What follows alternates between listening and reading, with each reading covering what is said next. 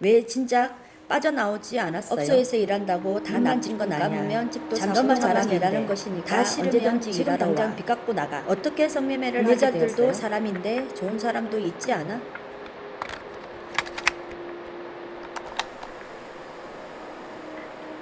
업주들은 나에게 잠깐만 눈 딱 감으면 집도 사고 차도 산다고 배우했다. 하지만 아무리 이래도 빚은 계속 늘어갔고 몸은 망가졌다.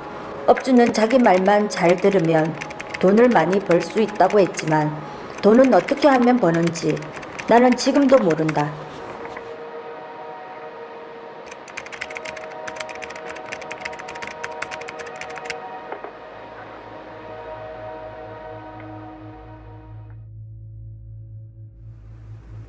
처음에 딱 들어가니까 2차 이야기도 없는 거예요. 모르죠. 그때만 해도 우리 둘은 성매매가 뭔지도 모르고 몸을 파는 게 뭔지도 모르잖아요. 그냥 친구가 하는 말은 여기서 흥을 돋구기 위해서 한 번씩 노래해주고 이러면 팁도 받는다고 막 그렇게 말을 하더라고요. 하루는 친구가 너무 아픈 거예요. 몸살이 와가지고 부탁을 하더라고요. 하루만 가주면 안 되냐. 그냥 의리상 한번 가서 이렇게 있었을 뿐인데 근데 업주는 막 그때 막 나를 막 심하게 꼬셨죠. 계속 주입을 시키는 거예요. 너는 20살이라고 해라. 돈 벌라고 네 발로 왔다고 말해야 된다고 그렇게 말해야 되는 줄 알았어요. 뭐 때문에 그런지를 저는 몰랐어요. 니를 보호하기 위한 그런 거다 하고 했는데 알고 보니 자기를 보호하기 위한 저를 교육시킨 거죠. 가라오케에서 이제 2차를 요구하는 구매자들이 간간히 있다 보니까 이제 나한테까지 이제 이야기를 하게 되면서 제가 진짜 그만둬야 되겠다 하고 마음을 먹었는데 제가 갈 데가 없잖아요. 집으로 다시 돌아가기에는 너무 멀리 온 것 같고 집으로 가도 더 가난한 우리 집이 또 기다리고 있고 그 룸사롱의 업주는 그냥 자기가 나름대로 아가씨 물색을 하기 위해서 또 오기도 해요. 근데 거기에 제가 걸린 거지 한마디로 말하면. 그래서 술 한잔 먹으면서 그 이야기를 한 거예요. 2차를 자꾸 강요한다. 그러니까 이제 룸사롱 사장은 뭐 이때다 싶었겠죠. 그럼 우리 가게 올래. 그냥 오빠 가게 온나. 오빠 가게 오면은 2차 안 가도 된다. 테이블만 해도 네 하루 여 버는 것보다는 많이 번다. 홀복을 다시 사야 되겠다. 이렇게 이야기하는 거. 돈도 없는데 가라오케에서 입던 옷하고는 다르대요. 차원이. 홀복을 사러 갔는데 홀복이 너무 비싼 거예요. 한두 벌 사는 게 아니거든요. 그런 비용은 누가 되겠어요. 내가 다 이렇게 해야 되는데 제가 한 달 일한 거에서 자기들이 딱 돈을 목을 나눠주거든요. 사우나 얼마, 미용실 얼마. 너는 네 돈 관리는 안 된다면서 네가 안 되니 내가 이렇게 해주겠다 뭐 이런 식으로. 어려니까 갖고 놀았죠 완전히. 몇 테이블 떼어서 내가 얼마나 벌었는지 이거를 꼼꼼하게 적어야 된다는 그 자체도 모르고 옆에서 말해주는 사람도 없었고 언니들이 이제 그때서야 이제 니는 왜 그런 걸 안 적어놔 나중에 이러다가 큰 코 다친다 이러더라고요. 저는 몰랐다니까요. 그 영수증에 그나마 덤성덤성 적었던 거랑 너무 차이가 많이 나는 거예요. 750이다 750이 정확하게 하면서 막 이러는 거예요. 어떻게 갚을래.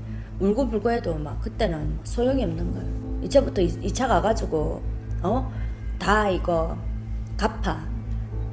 지각비 결근비 다 뗄 거고 생리 체크 제대로 안 넣으면 생리 체크비 다 뗄 거고 마담 딱 부르더니 얘 이제 2차 내보내라 이렇게 이 말이 딱 떨어지니까 그 다음부터 이 사람의 완전 180도 다른 모습을 딱 보이기 시작했고 그때부터 이제 저는 진짜 악착같이 지각 한 번 안 하고 결근 한 번 안 하고 술을 너무 많이 마셔 소리 덜덜 떨려도 2차 열심히 나가라면 나가라는 대로 나가가지고 근데 그렇게 열심히 절반 정도 까도 남는 거는 위장병에다가 자궁염증에다가 막 그런 병밖에 없는 거예요.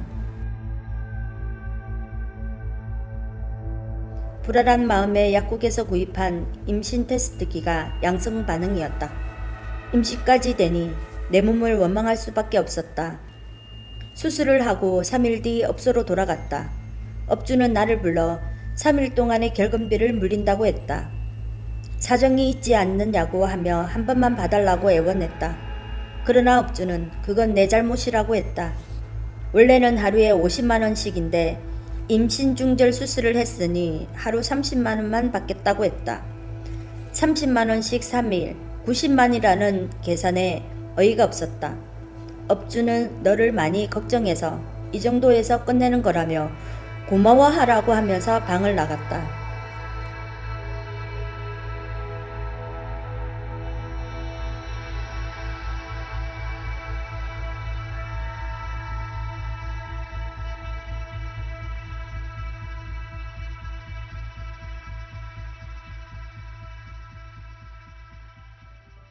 네가 썼잖아. 네가 썼으면 네가 갚아야지. 이런 이야기를 하는 거예요. 저도 제가 썼으니까 제가 갚아야 된다고 생각하고 열심히 갚았어요. 언니 3월부터 시작이었어 하는 친구도 있었어요. 그러면 3월이면 거의 뭐 못 갚는다고 봐야 되는 그런 식으로 해서 자기들은 선불금에 대한 이자 받아 먹고 또 돈은 돈대로 벌고 그러니까 아무것도 모른다 이러면 사람들은 다 비웃더라고요. 다 알고 들어갔다고 이야기하는데 만약에 니는 업소에서 이렇게 선불금이 많아지면 이런 대우를 받게 될 거고 선불금에 대한 이자도 이렇게 내게 될 거고 이런 거를 뭐 상세하게 알려주는 사람은 절대 없잖아요.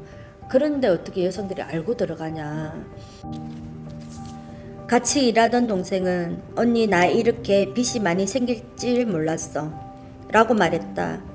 비틀거리는 동생의 몸을 겨우 부축해 택시를 태워 보냈다. 일주일 뒤 그 동생이 자살했다는 소식을 전해 들었다. 그 빚이 뭐라고 죽기까지 하나 싶어 마음이 아팠다. 그 동생이 죽어서 선불금을 내지 못해 억울하다고 했던 업주는 장례식이 얼마 지나지 않아 고급 승용차를 구입했다.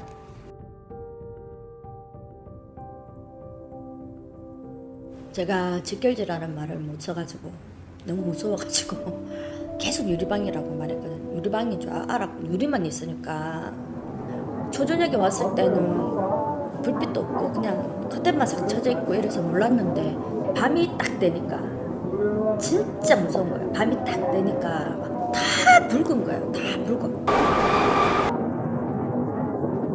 남자들 막 지나가는데 막 낯가이들 막 물러섰고 막 끄집 땡기고 막 차 막 두들기고 올라타고 막 이러거든. 차에 남자들이 막 2명씩 짝지어 오기도 하고 혼자 오기도 하고 막 손가락질도 하고 바깥에서 이렇게 막 쳐다도 보기도 하고 막 동물원이죠. 거기는 10만 원 벌어서 바늘 업주랑 가르면 5만 원이잖아. 5만 원에서 또 10% 나까지 월급으로 또 나가거든요. 4만 원에서 음료수값 뭐 세탁비라든지 이런 거 남는 거 없죠. 지금 생각해보면 무슨 정신으로 그 앉아 있었는지 저도 참 막 그런 생각이 들기도 하는데 눈에 뵈는 게 있었겠어요. 빚을 까야 되고 막 그런 생각밖에 없었죠. 저도.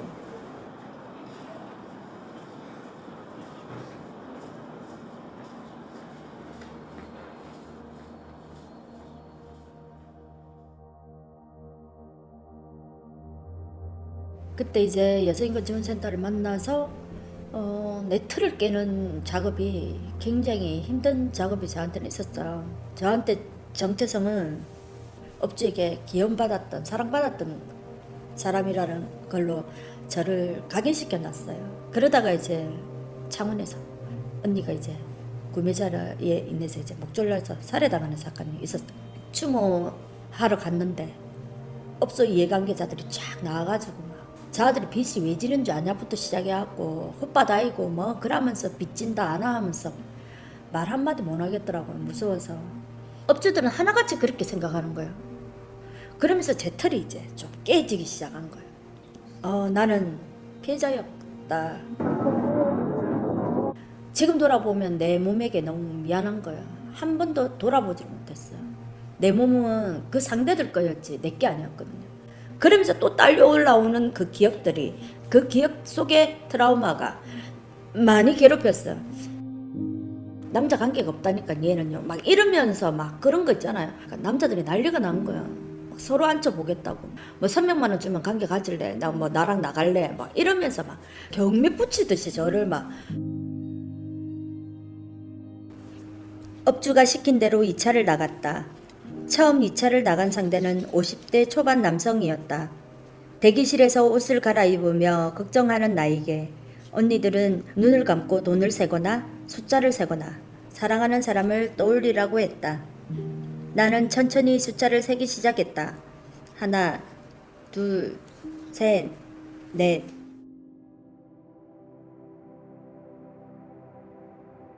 뭐 어떻게 보면은 자발 같고 어떻게 보면 비자발 같은데 그렇다고 그 여성이 과연 그거를 선택했다고 말을 할 수 있는가?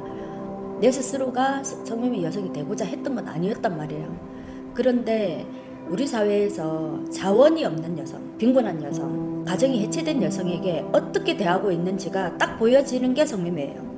내가 만약에 아들이었으면 그래 가난은 했겠지만 내가 성매매 했겠나?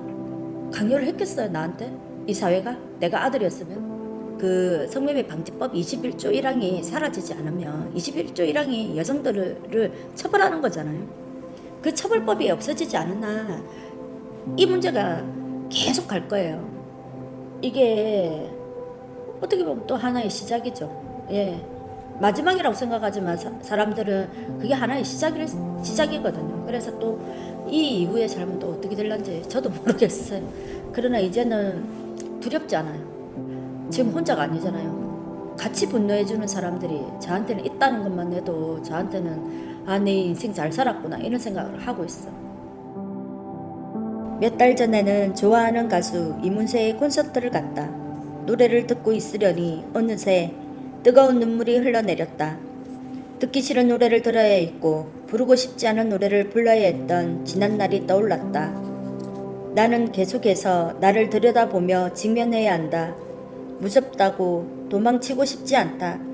내 경험이 나를 갉아먹지 않도록 하는 유일한 방법은 폭력을 폭력이라고 계속해서 말하는 것이다.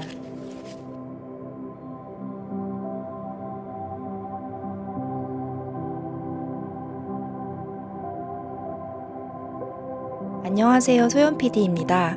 영상은 잘 보셨나요? 다페피플은 우리와 함께 현실을 마주하고 변화를 이야기하는 사람들입니다. 우리와 함께 변화를 만드실 분들은 지금 바로 왼쪽 버튼을 클릭해주세요.